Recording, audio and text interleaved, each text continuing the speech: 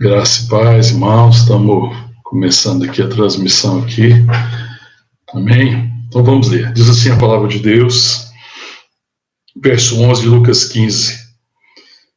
Continuou, certo homem tinha 2 filhos, o mais moço deles disse ao pai, dá-me a parte dos meus bens que me cabe, e ele los repartiu, os haveres. Passado não muitos dias, o filho mais moço, ajuntando tudo que era seu, partiu para uma terra distante e lá dissipou todos os seus bens, vivendo dissolutamente. Depois de ter consumido tudo, sobreveio àquele país uma grande fome, e ele começou a passar em necessidade. Então ele foi e se agregou a um dos cidadãos daquela terra, e este o mandou para os seus campos a guardar porcos. Ali desejava ele fartar-se das alfarrobas que os porcos comiam, mas ninguém lhe dava nada. Então caindo em si disse, quantos trabalhadores de meu pai têm pão com fartura e eu aqui morro de fome? Levantar-me-ei e irei ter com meu pai e lhe direi, pai, pequei contra os céus e diante de ti, não sou digno de ser chamado teu filho, trata-me como dos teus trabalhadores. E levantando-se foi para o seu pai, vinha ele ainda longe, quando seu pai o avistou e compadecido dele, correndo, abraçou e beijou. E o filho lhe disse, pai, pequei contra os céus e diante de ti, já não sou digno de ser chamado teu filho. O pai, porém, disse aos seus servos, trazei depressa a melhor roupa, vestiu, ponde-lhe o anel no dedo, a sandália nos pés. Trazei também matéria no novilho cevado, comamos e regozijemo-nos, porque este meu filho estava morto e reviveu, estava perdido e foi achado. E começaram a regozijar-se. Ora, o filho mais velho estivera no campo. E quando voltava a aproximar-se da casa, ouviu as músicas e as danças, e chamou um dos criados e perguntou que era aquilo. E ele informou, veio teu irmão e teu pai mandou matar o novilho cevado, porque o recuperou com saúde. Ele se indignou e não queria entrar. Saindo, porém, o pai procurava conciliá-lo. Mas ele respondeu ao seu pai, há tantos anos que te sirvo, sem jamais transgredir uma ordem tua, e nunca me deste um cabrito sequer para alegrar-me com os meus amigos. Vindo, porém, este teu filho, que desperdiçou teus bens com meretrizes, tu mandaste matar para ele o novilho cevado. Então lhe respondeu o pai, meu filho, tu estás sempre comigo. Tudo que é meu é teu. Entretanto, era preciso que nos regozijássemos e nos alegrássemos, porque este teu irmão estava morto e reviveu, estava perdido e foi achado. Amém? Vamos orar. Pai, nós te louvamos, te agradecemos, ó Deus, por tua graça, por teu amor, por esse dia, por esse culto que prestamos ao Senhor como igreja, povo de Deus. Te louvamos, ó Deus, por tudo aquilo que o Senhor já tem feito e ministrado. Ó Deus, e pedimos que agora o Senhor fale ao nosso coração, como teus filhos, como tua igreja, como teu povo. Queremos ouvir a tua voz, ser ministrado pelo Senhor, sermos edificados como igreja, fortalecidos. Ó Deus, em nome de Jesus, fala conosco. É a nossa oração, em nome de Jesus. Amém. Amém, queridos. Estou lendo o capítulo 15, a gente tem passado aí por esse tempo pelo Evangelho, né, olhando e Deus ministrando no coração. E voltando aqui no capítulo 15, né, quando chegamos nesse texto aqui, é um texto que fala muito, que a gente já teve muita oportunidade de estar compartilhando, mas que Deus sempre tem algo novo a trazer ao nosso coração. E eu fiquei pensando muito nesse texto na perspectiva do filho de escravo. A dificuldade dos judeus com Jesus foi que eles foram pervertendo a relação com Deus. Eles foram pervertendo a relação com Deus e a relação se tornou uma relação de direito. Então eles acreditavam que eles poderiam ter direito, que se eles fizessem as coisas certas, isso daria a eles direito. E eles não tinham entendido a bondade do Pai, que Deus se relaciona conosco por sua bondade. Nós nos perdemos, né, o pecado nos afastou de Deus, nós perdemos a condição da relação bendita com a Trindade, e Jesus vem restaurar essa relação que se perdeu com o pecado. E o pecado consiste nessa incredulidade em relação à bondade de Deus. Esse é o pecado, é a incredulidade de não crer na bondade de Deus, de não descansar. A rebelião é contra isso, de achar que a gente podia dar conta da vida e que uma vez vivendo segundo as nossas capacidades e fazendo aquilo que a gente entende que é certo, isso ia nos colocar numa relação de direito com Deus. Mas essa mentalidade, esse pensamento é um pensamento de escravo. Não é o pensamento do filho, não é a mente do filho. E aqui a gente vê uma história em que, falando do pai, né, da relação do pai, né, a parábola do pai que tem 2 filhos, e que, na verdade, um desses filhos, né, a palavra diz que é o mais novo, ele pede ao pai o direito que ele tinha por herança, que ainda era uma coisa futura, e ele pede essa herança, e ele, uma vez tendo recebido essa herança, ele se afasta do pai, ele se afasta, ele vai embora, ele deixa tudo para trás e vive dissolutamente, diz a palavra de Deus. E desperdiça, faz tudo errado. Mas a palavra diz que ele cai em si. Existe um momento que, quando ele percebendo a realidade, percebendo a situação que ele estava ali, né, ele cai em si, percebe a sua situação, a sua perdição, e ele volta.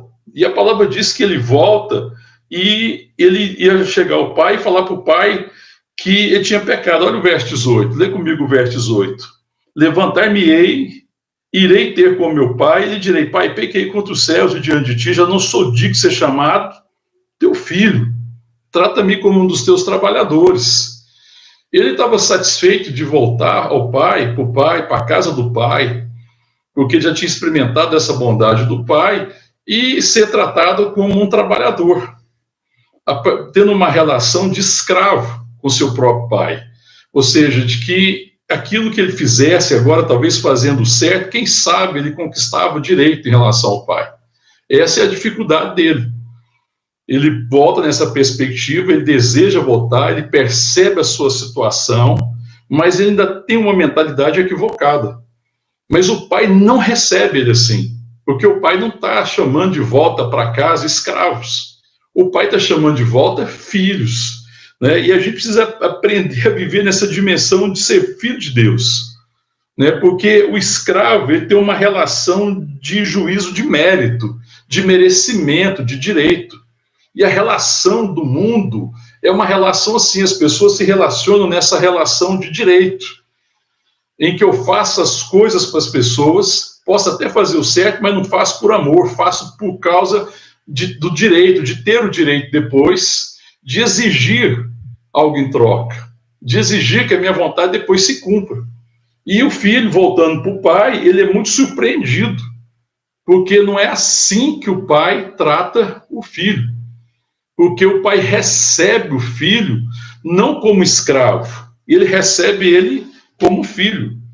Olha o que diz aí, olha o verso 21. Verso 20, levantando-se foi seu pai, vinha ele ainda longe quando seu pai o avistou, e compadecido dele, correu, o abraçou e o beijou, numa atitude de amor e de bondade.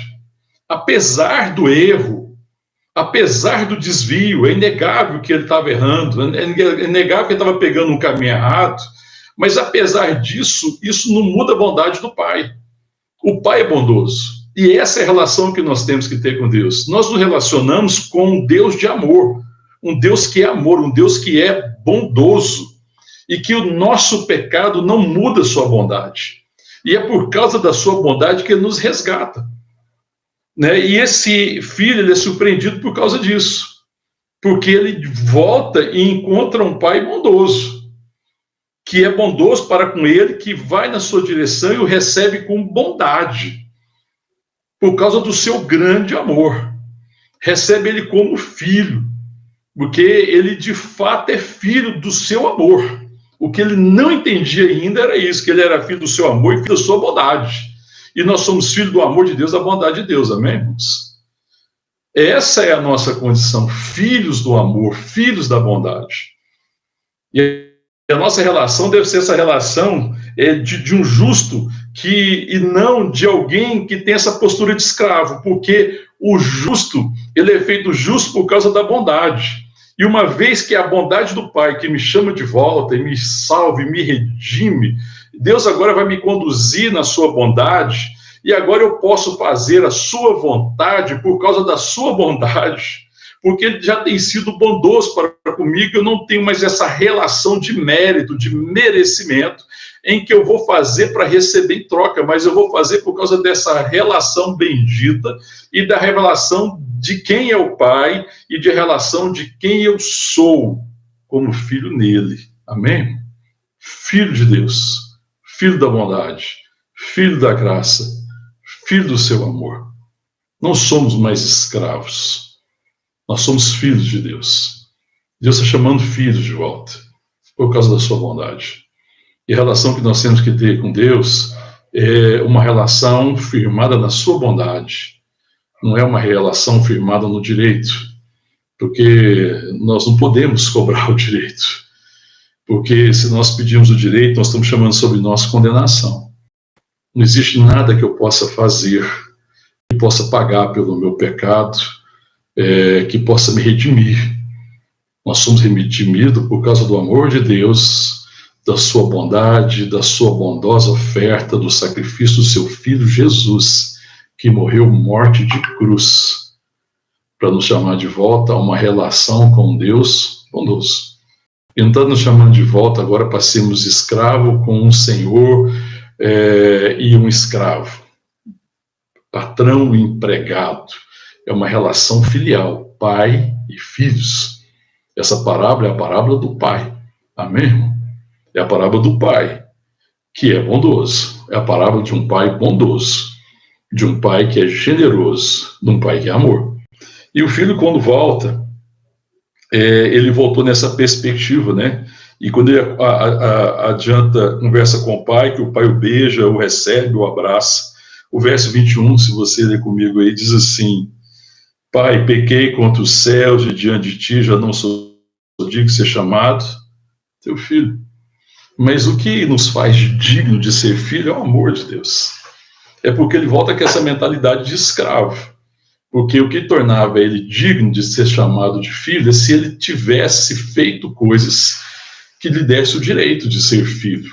Mas nós somos feitos filhos por causa do amor de Deus. E esse é o que é chocante na palavra. Então, o pai não entra nesse mérito. E o pai vai provar para ele agora que ele está recebendo ele como filho. Que não é uma questão do direito. É uma questão de que o sangue de Jesus nos fez justos. Nós agora somos justificados nele. E agora a justiça é o caminho que eu ando, conhecendo a sua bondade e o seu amor, tendo revelação do teu amor, entendendo a minha natureza de filho de Deus e sendo guiado pelo Espírito, eu ando de forma justa. Eu estou sendo ajustado como filho de Deus. Justos são pessoas que, redimidos pelo Senhor, agora andam como filhos de Deus. Agora eles vivem a realidade. E não é gente que está fazendo para ser. É gente que faz porque é. É uma relação absolutamente diferente. O pai, no verso 22, diz assim: O pai, porém, disse aos seus servos: Trazei depressa a melhor roupa, vestiu, ponde-lhe um anel no dedo e sandália nos pés. Tudo isso significava que o pai estava recebendo ele como filho, né? Porque a roupa de filho, porque ele estava vestido como maltrapilho, como escravo. Vestiu-lhe, colocou a roupa de filho, um anel no dedo, né? Que significava que ele era herdeiro, o anel significava a herança. Nós somos herdeiros de Deus juntamente com Cristo, amém, irmãos? Nós somos herdeiros da sua vida, nós somos herdeiros da sua bondade, nós somos herdeiros das suas virtudes, do Espírito. E o que Deus deseja agora é que a nossa vida vá se alinhando, e a santidade, essa obra do Espírito Santo, que está me ensinando a viver. Antes de converter, a gente não sabia viver. Nós vivíamos como escravos, e de fato éramos escravos do pecado. E todo mundo vivia dessa forma, com a mentalidade aprisionada pelo pecado. Mas agora, em Cristo, nós somos nova criatura. As coisas antigas já passaram, e eis que tudo se fez novo. E novidade de vida aqui é ser filho. Essa é a grande novidade. Eu tenho que aprender. O Espírito me ensina. Agora, essa é a realidade. O Espírito Santo nos guiando como filho de Deus, que a palavra de Deus diz que os filhos de Deus são guiados pelo Espírito. E o Espírito Santo está me ensinando a viver como um filho deve viver. Amém, irmão? Como um filho se comporta como irmão, como o filho se comporta como empregado num trabalho, ou como patrão, ou como marido, ou como esposa, ou como filho, ou como amigo, ou como alguém que exerce o ministério, mas como é que eu devo viver nessa dimensão, nessa realidade de filho? Então, nossa mente está sendo transformada, está sendo renovada, amém, pela palavra de Deus, para que a gente aprenda a andar como filho de Deus, porque essa é a minha realidade. Então, nós somos herdeiros dele, e esse anel fala dessa herança, nós somos embaixadores em nome de Cristo, e sandália nos pés, essa também, essa questão de que agora nós somos filhos, porque os escravos andavam descalços, só os filhos andavam calçados, e nós somos filhos de Deus, amém, irmão? Glória a Deus. E aí ele manda trazer o novilho cevado e fala, regozijemos, porque está falando aqui, ia tá aqui fazendo uma parábola por causa do questionamento dos fariseus, dos publicanos. Olha, volta comigo aí no capítulo 15 ainda, verso 1. Aproximavam-se de Jesus todos os publicanos e pecadores para ouvir, e murmuravam os fariseus e os escribas, dizendo, este recebe pecadores e come com eles. Então eles estão questionando os escribas e os fariseus, porque está comendo com publicano, ele está comendo com pecadores, mas em vez de chamar, foi os perdidos. Em vez de chamar aqueles que se afastaram, que estão desviados. Só que eles estão entendendo que eles que são merecedores. Eles têm essa relação com Deus, porque foi se pervertendo, que é uma relação de juízo de mérito, em que eles achavam que eles mereciam, e que no fundo é uma mente escrava. É o escravo que pensa assim, eu vou comprar minha liberdade.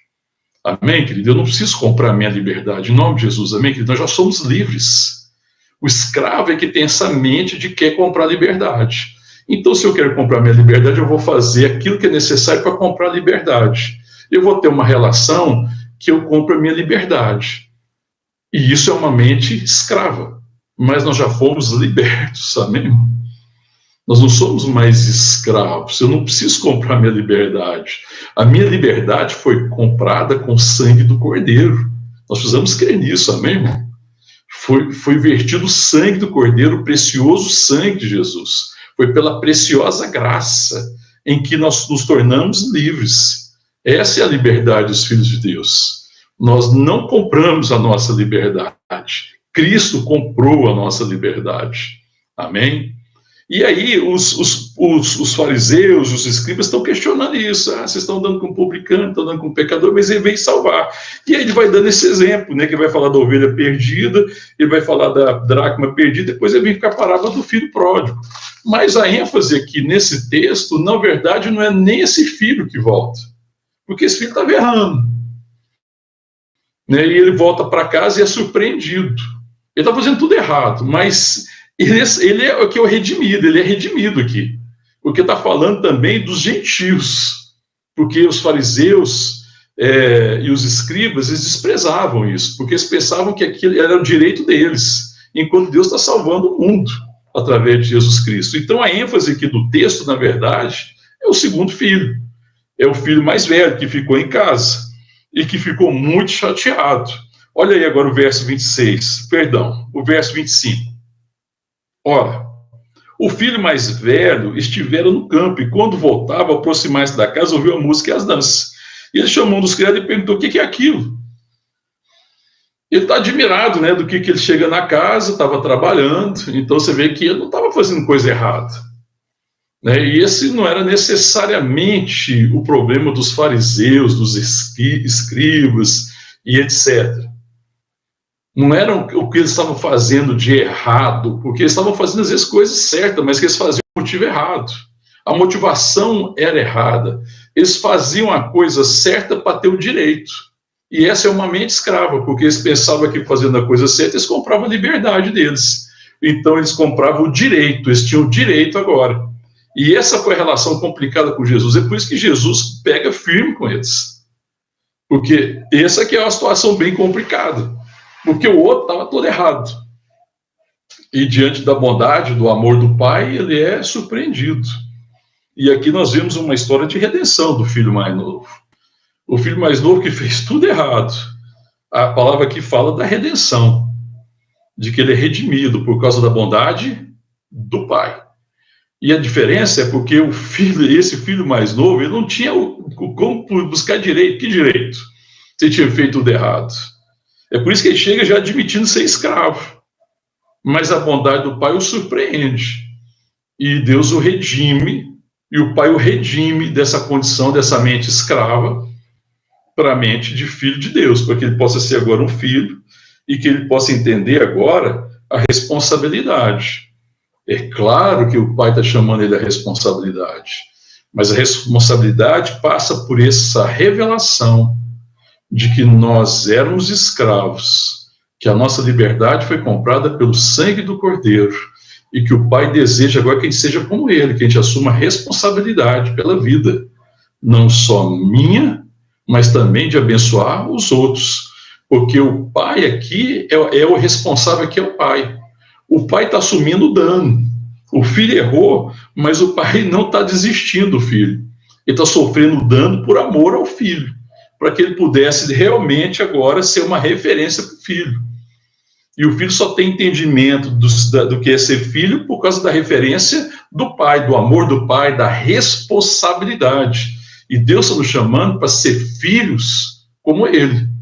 E filhos como Ele são filhos responsáveis, que assumiram a responsabilidade de cumprir um chamado e de amar os outros, de pagar o preço, porque, na verdade, eu não estou comprando mais nada, eu não preciso comprar mais nada, eu já sou abençoado, a minha liberdade já foi comprada pelo sangue dos cordeiros, e sendo um homem livre, uma mulher livre, eu agora posso amar o irmão, eu posso ver o irmão, eu posso ter misericórdia do irmão, eu posso perdoar o irmão, eu posso abençoar o perdido, o necessitado, e enxergar nele um filho que estava perdido e que precisa voltar para casa. Mas enxergar um filho, porque o pai nunca deixou de enxergar o filho. É verdade que era um filho perdido, mas para o pai era um filho, é o amor do pai que o transforma em filho.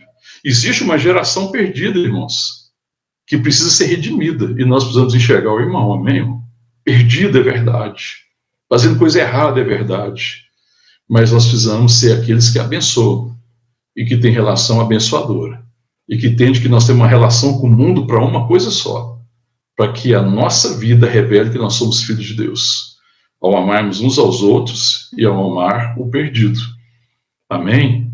Tendo entendimento de quem nós somos. A mente do justo, a mente do filho, que entende que é justo e que vê pela fé. Porque a palavra de Deus diz que o justo viverá pela fé. Então eu vejo o irmão quando o próprio irmão não vê. O pai viu um filho quando o próprio filho não se enxergava como filho. Isso é fé. Amém? Isso é fé. Isso é fé quando eu enxergo além das evidências, quando eu enxergo além do natural, quando eu enxergo além do temporal, e quando eu consigo enxergar na perspectiva da vontade bendita de Deus. Deus está redimindo um mundo através de seu Filho Jesus Cristo. É tempo de salvação. Precisamos ser filhos, mas filhos responsáveis. Aqui não é filhinho do papai. Aqui é filho semelhante ao pai. Adultos. Deus deseja filhos, mas não bebês. Adultos. E às vezes nós temos uma perspectiva de filho equivocada, que a gente acha que a gente é filhinho do papai. E acha que o negócio do papai é mimar a gente. E nós estamos equivocados, que o papai é refém para poder ficar fazendo a sua vontade. E aí essa é uma mente escrava. Mas uma mente que entendeu, a mente do filho, a mente do justo, é a mente de que compreende que por causa da sua bondade eu me tornei livre. E agora, por causa dessa liberdade, eu sou livre para abençoar, eu sou livre para... Eu tenho uma relação com todos aqueles à minha volta, uma relação abençoadora, porque eu não estou buscando vantagem, porque eu não estou buscando direito. Amém? Mas a visão do segundo filho, a perspectiva do segundo filho, do filho mais velho, essa perspectiva difícil, em que ele perdeu o entendimento. Os fariseus, os escribas, eles perderam esse entendimento, essa relação com a bondade de Deus e caminham numa mentalidade escrava de que eles têm direito, porque olha a reclamação do filho mais velho. Olha só se não é reclamação de alguém que tem a mentalidade de um escravo, que está cobrando direito. A palavra diz aí no verso 27, quando ele pergunta para um dos criados o que aconteceu, ele fala, seu irmão, o verso 27, estava perdido, o pai veio, o pai mandou matar o novilho cevado porque recuperou ele com saúde. E o verso 28 vai que ele se indignou. Ele ficou muito indignado e não queria entrar. Porém, o pai procurava conciliar. Olha o verso 29. Mas ele respondeu ao pai, há tantos anos eu te sirvo sem jamais transgredir uma ordem tua e nunca me deste um cabrito sequer para me alegrar-me com meus amigos. Vendo, porém, este teu filho, opa, não é irmão dele mais, está vendo a perspectiva? Não é irmão. Então ele não enxerga o irmão. Quando o filho mais novo, mais moço, pega seus bens e se afasta, ele despreza ele. Porque ele não consegue ver ele como irmão. Porque irmão e filho do pai é só ele, porque ele que tem direito. Então ele acha que filhos são os que têm direito porque fizeram tudo certo. E agora tem direito de ser filho. E ele não consegue enxergar o outro na perspectiva do amor e da graça. Ele não vê o irmão pela fé, mas ele vê o irmão na perspectiva do mérito, do merecimento. Então ele fala assim, aquele meu irmão, né? Aquele filho do meu pai não é meu irmão, porque não merece ser filho do meu pai, porque ele desperdiçou tudo. Mas eu mereço. Eu fiz tudo certo. Eu sou aquele que fez certo. E aí ele não consegue perceber que a mentalidade escrava é exatamente a dele, porque ele é alguém tentando comprar sua liberdade através de obras. E que não confia na bondade do pai, que é incredulidade, porque a incredulidade é não confiar na bondade de Deus. Isso é incredulidade. A incredulidade é achar que eu posso me garantir, ou que eu compro a minha liberdade, ou com aquilo que eu faço eu vou conquistar o meu direito. Então, eu tenho uma relação complicada. Eu acabo tendo uma relação muito difícil com os outros. É estranho eu ter uma relação com Deus de filho, eu desejar ter uma relação com Deus e não considerar aqueles que Deus chama de seus filhos. Isso é muito estranho o evangelho. A gente vê hoje, na realidade da igreja evangélica brasileira, essa dificuldade em que as pessoas estão tendo essa relação complicada com Deus, porque eles querem ter intimidade com Deus, mas não querem ter intimidade com os irmãos. O que está acontecendo com a igreja, irmão? Que mente é essa? Essa é uma mente escrava. Porque quando eu não consigo enxergar o irmão, eu estou só enxergando eu só estou enxergando o meu ventre. Eu estou olhando para mim. Eu perdi o entendimento. A minha visão está turvada. Eu estou no meio de trevas. Porque como é que eu digo enxergar Deus, desejo ter uma relação com Deus e não desejo ter relação com aqueles que Deus chama de seus filhos? E que são, de fato, filhos de Deus por causa da graça, e não por causa do merecimento. É uma relação bem complicada. Né? A palavra de Deus, lá no Evangelho de João, fala assim, conhecereis a verdade, e a verdade vos libertará. E quando ele está falando lá de conhecer a verdade, não é conhecer uma verdade como um corpo da verdade, ou conhecer uma circunstância ou uma certa condição. A verdade que se impõe ali é a realidade de sermos filhos. Conhecereis a verdade, vocês conhecerão o Filho, e porque conhecer o Filho, vocês vão conhecer quem vocês são, filhos também. O Filho com letra maiúscula, com F maiúscula, que é o Filho de Deus, que é Jesus ou Cristo, e vocês vão conhecer o Filho, vocês quem são. Porque o que me liberta é conhecer o Filho, e pelo conhecimento do Filho, ter revelação que ele me fez também Filho de Deus. É isso que me liberta. Conhecereis a verdade vos libertará. Libertará do quê? Dessa mente escrava. Dessa mente que é refém de mérito. Dessa mente que acha que a relação é meritória. Dessa mente que se relaciona com todos na perspectiva do mérito. Enquanto eu devo me relacionar com as pessoas na perspectiva da bondade de Deus. E quando eu me relaciono na perspectiva da bondade de Deus, eu me torno bondoso para com os outros, porque Deus é bondoso, os seus filhos são bondosos. E eu preciso ver o outro com bondade, com misericórdia, com compaixão, com graça. Amém? E essa é a dificuldade do filho mais velho, porque o filho mais velho não consegue entender. Isso aqui são judeus. E Jesus está falando deles, que eles não estão entendendo. Porque ele reclama, né? Ele fala, você não me deu nem um cabritinho para me alegrar. Olha a dificuldade da mentalidade escrava. Olha o que acontece, o verso 30, ele fala assim, vindo esse teu filho, né, aí já não é irmão dele, que desperdiçou teus bens com as meretrizes, tu mandasse matar o novilho cegado. Olha a resposta do pai, olha o verso 31. Então lhe respondeu o pai, meu filho, tu estás sempre comigo, tudo que é meu é teu. Irmão, olha que tragédia, que tristeza. Alguém que está tentando conquistar direitos, que está desejando conquistar direito, fala assim, pai, se eu tenho obrigação de me dar, e ele está pedindo um cabrito, de pedir um cordeiro, que é uma coisa que fala realmente dessa mentalidade escrava. Então, de vez de ele ter essa relação bendita com o pai, em que tudo que é do pai é dele, ele não desfruta daquilo que o pai tem, ele não desfruta daquilo que o pai lhe proporciona. E tem muita gente que não consegue desfrutar do que Deus tem nos proporcionado por causa do orgulho que é resultado de uma mente escrava. E que talvez até tendo tido a experiência de nascer de novo, não tenha tido a mente transformada nessa perspectiva. E que não consegue desfrutar do que Deus oferece. Mas tudo que eu tenho que receber, eu só posso receber se eu merecer. Gente orgulhosa. Gente que ainda traz consigo a soberba do velho homem. Sabe, que acha também que as pessoas só podem receber se merecer. Gente que fala o seguinte, não, Deus não pode curar fulano porque fulano não merece. Deus não pode mudar a vida de tal pessoa porque a pessoa não merece. Essa é uma mentalidade escrava, que não tem nada a ver com o evangelho. A mentalidade dos filhos de Deus é outra. Nós nos relacionamos com um Deus bondoso. É a bondade de Deus que nos leva ao arrependimento, irmão. É a bondade de Deus que me conduz. É a bondade de Deus que, pelo seu Espírito, me conduz em caminho de vida e graça. É a bondade de Deus que me conduz na verdade, porque Cristo é a verdade. Amém? Então eu preciso ver as pessoas na perspectiva da bondade sempre de Deus. E não na perspectiva dos seus merecimentos. Eu posso olhar para alguém que está errando e está fazendo tudo errado, mas ver graça, que existe graça e que a graça é maior que o pecado, que onde abundou o pecado, superabundou a graça de Deus. Amém?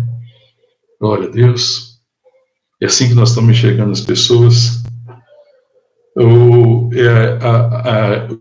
E uma coisa assim, interessante é que essa visão escrava é uma visão religiosa, né? E já percebeu que todo religioso se vitimiza? Qual que é a postura dele aqui de vítima? Ele está se vitimizando. Essa é a postura da mente escrava, se vitimizar. A mente escrava quer que a solução comece no outro, entendeu? A mente escrava é a seguinte, é o marido que a relação dele com a esposa não dá bem, e ele fala assim, Deus, o problema é ela. Eu sou vítima dela. E se tivesse a mente dos filhos de Deus, e caminhasse nessa liberdade, ele ia falar, Deus, a tua bondade é suficiente, eu sei que o Senhor há de me dar graça para que eu seja o marido que ela precisa ter, o marido que o Senhor quer entregar para ela. Olha como é que é diferente. O religioso se vitimiza. As pessoas às vezes têm problema no relacionamento com a igreja e se vitimiza. E aí a igreja é culpada dos meus problemas. E aí o que a gente faz? Busca a igreja da esquina, da outro quarteirão, do outro bairro. Porque eu sou a vítima, afinal de contas, as pessoas não estão entregando o que tem que entregar para mim. Eu acabo tendo uma relação muito complicada, eu ponho a culpa no outro. Isso é imaturidade, isso é ser criança. Porque o maduro assume a responsabilidade. Um marido maduro assume a responsabilidade da sua casa. Uma mulher madura assume a responsabilidade. Uma irmã madura assume a responsabilidade das suas amizades e das suas relações. Amém? Um irmão maduro assume a responsabilidade das suas relações, a responsabilidade com os irmãos. Um amigo assume a responsabilidade. Um amigo é aquele que permanece responsável e que não desiste da relação, apesar das dificuldades, porque ele sabe quem é, ele não tem a mente de escravo, mas sendo livre e tendo a mente de Cristo e conhecendo a bondade de Deus, eu enxergo o irmão, mesmo quando o irmão está pisando na bola e está errando. Eu não transfiro a responsabilidade, eu falo assim, eu sou vítima, eu fiz tudo certo, eles fazem tudo errado. E a gente tem esse comportamento de vítima. O comportamento de vítima é uma mente escrava. É a mente aqui do filho mais velho. É a mente dos fariseus É a mente dos escribas que estão se sentindo vítimas. É a mente que está colocando aqui, que não assume a responsabilidade, que não enxerga o outro e que quer transferir todo o problema para os outros. Mas a questão de ser menino, o menino quer direito. O adulto quer responsabilidade. A diferença básica é essa. Os meninos na fé e as meninas na fé só pensam no seu direito. Os homens e as mulheres maduros na fé assumem a responsabilidade da relação. Eu sou responsável pela relação. Deus, eu me coloco aqui como responsável. Eu me coloco, envia-me, Senhor. Eu quero ser um enviado, eu quero ser Cristo para o irmão. Eu quero ser abençoador da relação. Eu não sou vítima, eu sou livre, eu não sou escravo. Eu não estou nessa relação para conseguir direitos e etc., e méritos. Eu estou nessa relação pela tua bondade. É a tua bondade que me conduz. Amém, irmão? É incrível isso, né? Porque a atitude de Israel e do povo de Deus é essa atitude de quem acabou assumindo uma mentalidade escrava. Tanto que a palavra de Deus diz que veio para os seus, mas os seus não o receberam. Mas a todos quanto o receberam, deu-lhes o direito de serem feitos filhos de Deus, a saber, os que creem no nome de Jesus.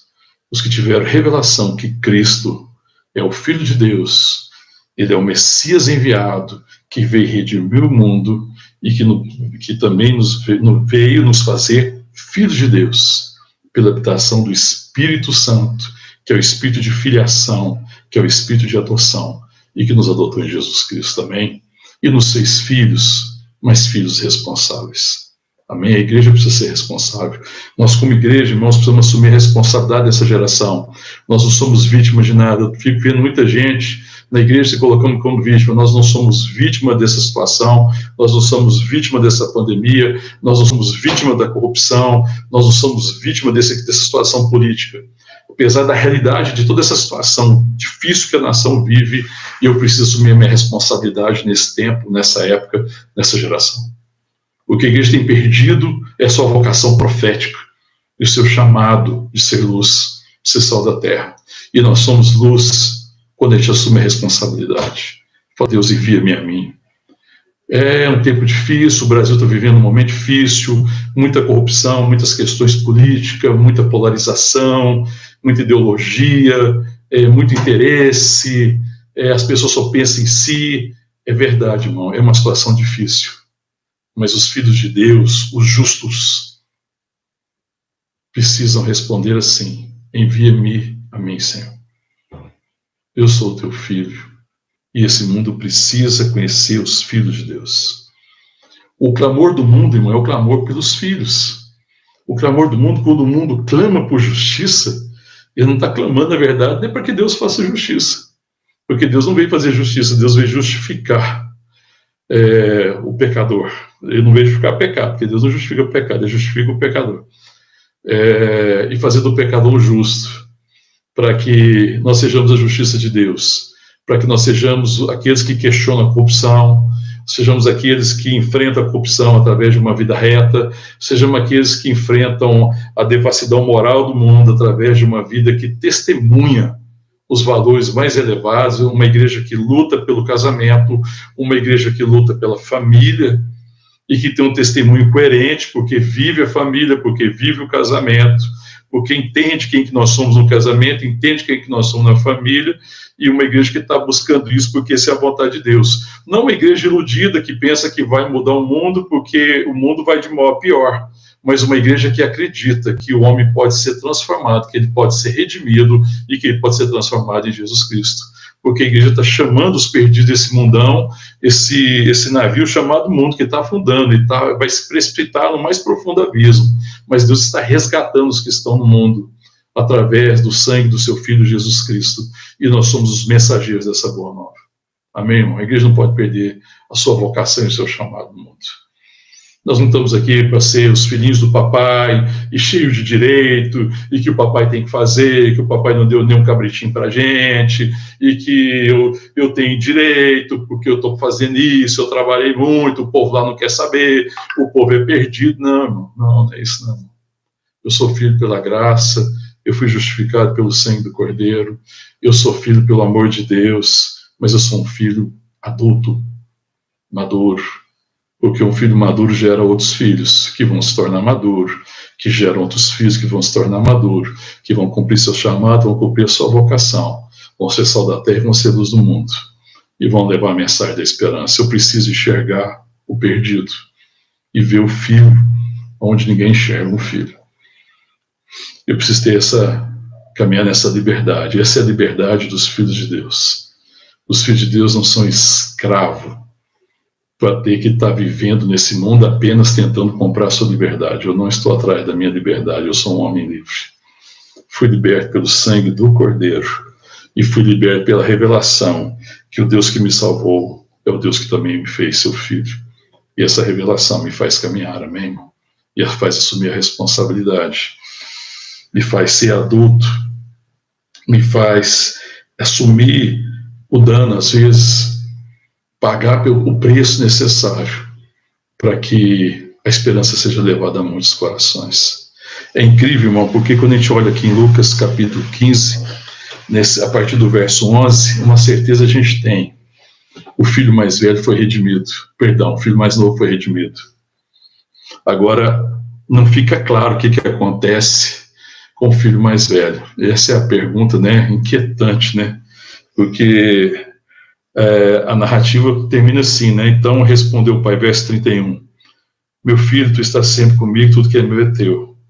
Entretanto, era preciso que nos regozijássemos e nos alegrássemos, porque esse teu irmão, veja o pai ministrando no coração do filho mais velho. Porque o filho mais velho chamou o irmão de este teu filho. E o pai agora diz, este teu irmão. Amém, irmão? Este teu irmão. Esse teu irmão estava morto e reviveu, estava perdido e foi achado. Amém, irmão? Existe e nossos irmãos que estão mortos, que estão perdidos, e que o Pai deseja encontrá-los e ressuscitá-los por causa do poder que há no nome de Jesus Cristo. E nós precisamos ser os irmãos, os filhos de Deus, maduros, libertos, que não têm mentalidade de escravo e que não estão tentando comprar sua liberdade e que não estão atrás dos seus direitos, mas são aqueles que caminham pela fé, porque o justo caminha pela fé e consegue enxergar um irmão, onde o mundo enxerga um marginal, onde o mundo enxerga um perdido, onde o mundo vê alguém que não vai dar nada, o mundo não consegue ver com os olhos da graça, mas nós temos os olhos de Deus, nós temos a mente de Cristo e nós podemos ver com os olhos do coração. Amém? Nós podemos ver com os olhos da fé, enxergar o irmão na igreja, enxergar o irmão em casa, enxergar o irmão nas minhas relações de trabalho, enxergar o irmão na minha família, no meu parentesco, enxergar o irmão naqueles que Deus tem me dado o privilégio de encontrar pelo caminho, para que eles que estão perdidos em seus caminhos agora sejam encontrados no caminho que é Jesus Cristo, que a gente possa enxergar com os olhos da fé. Homens maduros, mulheres maduras, que enxergam o irmão, onde ninguém tem enxergado um filho, a gente consegue enxergar um filho de Deus pela fé, em nome de Jesus, e que a gente caminhe nessa liberdade, e que a nossa relação com Deus seja essa relação baseada na sua bondade, simplesmente na sua bondade. A única base da minha relação com Deus é a bondade de Deus, o seu amor e sua graça. Amém? Existe graça. Nós estamos debaixo da graça, nós não estamos debaixo da lei para viver atemorizado e para andar com a mente de escravo, mas sendo livres, nós temos a mente dos filhos de Deus. Amém? Que Deus nos dê graça e que a nossa vida nesse mundo sinalize isso. Nós somos filhos de Deus. Somos justos. Amém? Não somos simplesmente religiosos. e nem estamos buscando nosso direito. Nós queremos viver a realidade de filhos de Deus. Amém? Vamos orar. Vamos colocar a nossa vida diante de Deus, amém? Pedir para que Deus ministre o nosso coração essa palavra, em nome de Jesus Cristo. Amém? Curva o seu coração, coloca diante de Deus. Eu não sei a sua relação. Eu não sei se você está caminhando com uma mente escrava, como alguém que está tentando comprar a sua liberdade, ou se você está caminhando com uma mente dos filhos de Deus, que tem revelação da sua liberdade e que sabe que foi a bondade de Deus que os libertou. Deus está te chamando para andar como filho, ter a mente de filho, mas também para assumir a responsabilidade de filho, sendo um filho maduro e não uma criança. Fala com Deus, fecha teus olhos, fala com Deus. Vou estar orando, amém? Por nós, enquanto você se curva diante de Deus, para que Ele ministre ao nosso coração. E que você reflita nisso essa semana. E que seja uma semana de filhos e filhas de Deus, que descansam na sua bondade. Amém? Não escravos, mas livres. Em nome de Jesus. Pai, nós te louvamos e te adoramos, Pai, por tua graça tão extraordinária, por teu amor que nos alcançou, porque estávamos perdidos e fomos achados, estávamos mortos e revivemos. Ó Deus, em nome de Jesus. Ó Deus, diante de tamanha obra, de tamanha salvação, de tamanha redenção e de uma salvação tão suficiente de Cristo, uma salvação que foi suficiente para pagar por todos os meus pecados, passados, presente, futuro, uma salvação que me redimiu completamente, uma salvação, ó Deus, que também me fez filho. Ó Deus, traz essa realidade e essa revelação ao nosso coração, para que conhecendo o Senhor, conhecendo a tua paternidade, a tua bondade, a nossa relação seja sempre assim com o Senhor, baseado na bondade e não em méritos, não em merecimento, que nós não sejamos homens e mulheres que ainda lutam nessa terra tentando comprar sua liberdade, mas que sejam homens e mulheres verdadeiramente livres, e que sendo livres, são livres para abençoar, porque abençoar o perdido é adorar o Senhor. Que sejamos homens e mulheres que enxergam no perdido um irmão, que enxergam no perdido um filho de Deus, que ainda que desfigurado pelo pecado, ainda traz em si a essência de ser filho e pode ser redimido pelo sangue do Cordeiro. Em nome de Jesus, Pai, para que a gente cumpra nossa missão, para que a gente assuma a nossa responsabilidade nesse mundo caído e que nesse mundo caído, Pai, nessa situação que nossa nação vive, a gente não se faça de vítimas, que nós não sejamos vitimizados, ó Deus, mas que nós sejamos homens e mulheres responsáveis, que assumem a responsabilidade no meio dessa geração tão pervertida, com tantos desvios, e que dizem, eis-nos aqui, Pai, envia-nos a nós. Queremos ser a tua manifestação na terra, queremos ser teus braços, queremos ser a tua boca, queremos ser teus olhos, queremos ser teu abraço, queremos ser a tua palavra. Queremos ministrar da parte do Senhor. Queremos levar esperança aonde não há esperança. Levar vida, Deus, aonde está a morte. Que no território da morte, Pai, nós sejamos aqui os mensageiros da ressurreição, que falam da graça e que falam do teu amor tão extraordinário, da tua bondade tão extraordinária, que nos salvou, que nos redimiu, que colocou em nós um anel de filhos, de herdeiro, que nos vestiu com as vestes da salvação, que colocou nos nossos pés a sandália da preparação do Evangelho, que protegeu nossas vidas, que nos cobriu com seu manto de amor e graça, e que transformou nosso coração, e que colocou no nosso coração a tua vontade, para que a nossa vida seja marcada por isso, no prazer em fazer a vontade revelada do Senhor. Em nome de Jesus, que nós oramos e te agradecemos, pedindo que o Senhor nos livre, ó Deus, de vivermos como o filho mais velho, que tem a mentalidade escrava, e que não conseguiu enxergar o pai, que não consegue enxergar o irmão, que não consegue enxergar os filhos. Em nome de Jesus. Amém. Vamos orar mais uma vez, em nome de Jesus.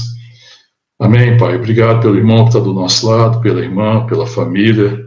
Ó Deus, obrigado pelo privilégio que o Senhor tem nos dado, Pai, de conviver entre irmãos. Somos os teus filhos e os filhos amam os irmãos. Nos ajuda a manifestar, ó Deus, em todo lugar, a fragrância da tua presença. Ó Deus, amando os irmãos, amando os perdidos. ó Deus, sendo manifestação do Senhor, assumindo a responsabilidade, sendo homens e mulheres maduros, que compreendem o chamado, que são livres e são livres para abençoar. Em nome de Jesus. E que a graça do nosso Senhor e Salvador Jesus Cristo, que é o amor de Deus, o nosso Pai, e que a unção, a consolação, ó Deus, do Santo Espírito de Deus seja sobre nós, sobre a tua igreja, sobre o teu povo, aqui na igreja, no Brasil, em todas as nações, em nome de Jesus. E que a bênção de Deus o Pai, Deus o Filho, Deus o Espírito Santo, que já está em nós, ó Deus, seja vista e manifesta através das nossas vidas, nos nossos queridos, nos nossos amados e com todos aqueles que o Senhor tem nos dado o privilégio de se relacionar. Em nome de Jesus. Amém. Amém. Amém, irmão. Deus abençoe, dê graça, uma semana abençoada em nome de Jesus Cristo. Amém.